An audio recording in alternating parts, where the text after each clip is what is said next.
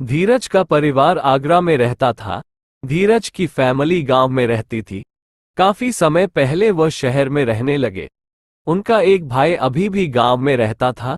तभी धीरज के पापा गणेश आते हैं और कहते हैं, हमारे बड़े भाई गोपाल के बेटे करण का विवाह है, इसलिए गोपाल ने हमारे पूरे परिवार को विवाह में बुलाया है।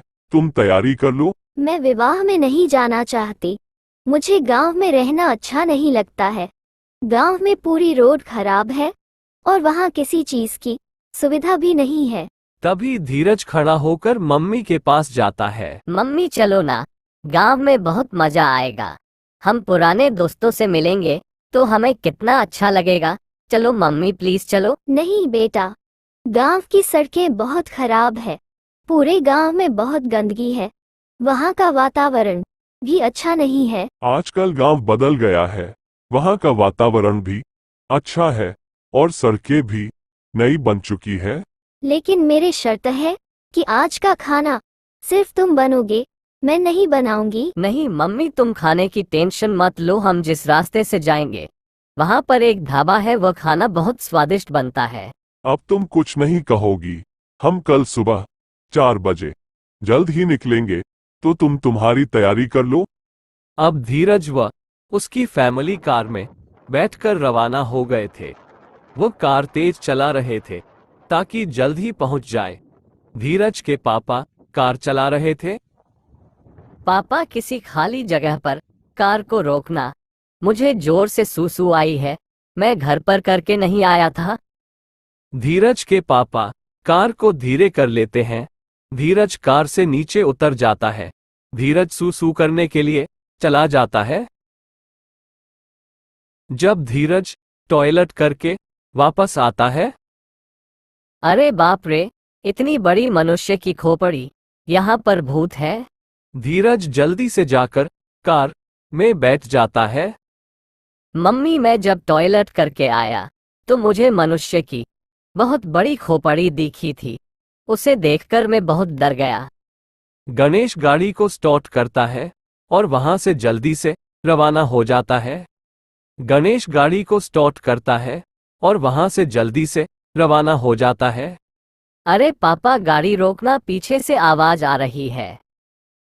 तभी गणेश कार के ब्रेक लगा देता है। कार रुक जाती है।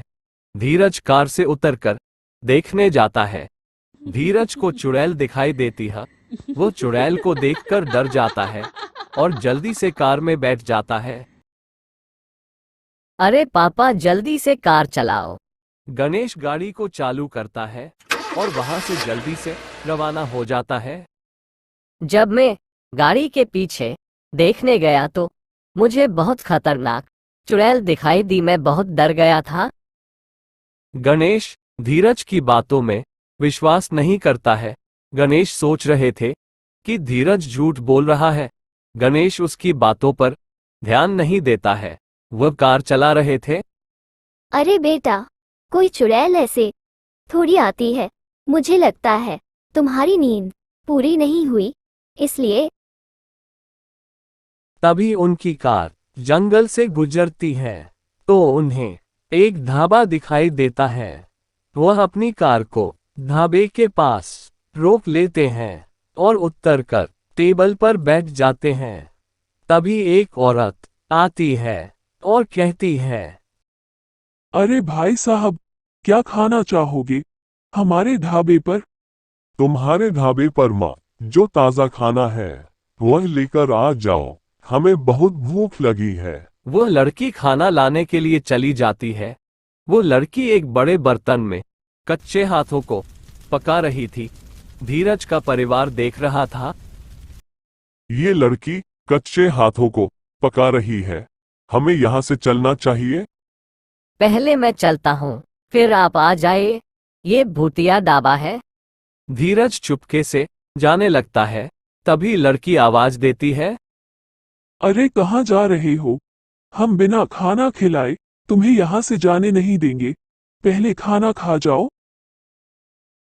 धीरज वापस आकर अपनी कुर्सी पर बैठ जाता है। कुछ देर बाद वह लड़की सामान लाने के लिए थोड़ी दूर चली जाती है। पापा ये लड़की नहीं, एक चुड़ैल है। जब ये खाना लेकर आएगी तो मैं उसे चाकू से मारूंगा और उस टाइम हम सब भागकर कार में चले जाएंगे। वह लड़की खाना लेकर आ जाती है। धीरज उसे चाकू से जोर से मारता है। वो लड़की वहीं पर गिर जाती है। अब धीरज और धीरज का परिवार जल्दी से खड़े होकर कार की तरफ दौड़ते हैं और जाकर जल्दी से कार में बैठ जाते हैं। अब वो सब कार को लेकर जल्दी से चले जाते हैं, लेकिन ढाबे पर खड़ा एक आदमी उन सबको देख रहा था। आज तो बाल बाल बच्चे नहीं तो वह हमें मार देते। तुम्हारे ढाबे के चक्कर में आज हम मर जाते। अब वो सब गांव में शादी में पहुंच गए थे। उन्होंने शादी में बहुत एंजॉय किया। वो सुबह जल्दी ही अपनी कार से रवाना हो जाते हैं। वो कार तेज चला रहे थे कि रात से पहले घर पहुंच जाए। उन्हें रात के समय उस ढाबे से डर लग रहा था। उन्हें रास्ते में एक चाय वाला दिखाई देता है। वो अपनी कार को वहां पर रोक लेते हैं। अरे भैया, हम सबके लिए अच्छी सी और एक मसालेदार चाय बना दो। चाय पीने की बड़ी इच्छा कर रही है। अरे क्या चाय पी रहे हो? मुझे तो बहुत डर लग रहा है। यहाँ से जल्दी चलो ना। वो आदमी सबको चाय डाल देता है और वो सब चाय पीने लगते हैं। कुछ समय बाद चाय वाला आदमी गायब हो जाता है। अरे वो चाय वाला आदमी कहाँ गायब हो गया? वो कोई भूत था? तभी सड़क के नीचे से चुड़ैल बाहर आती है। मैं तुम तीनों को नहीं छोड़ूंगी। तुम तीनों को मार कर रहूंगी।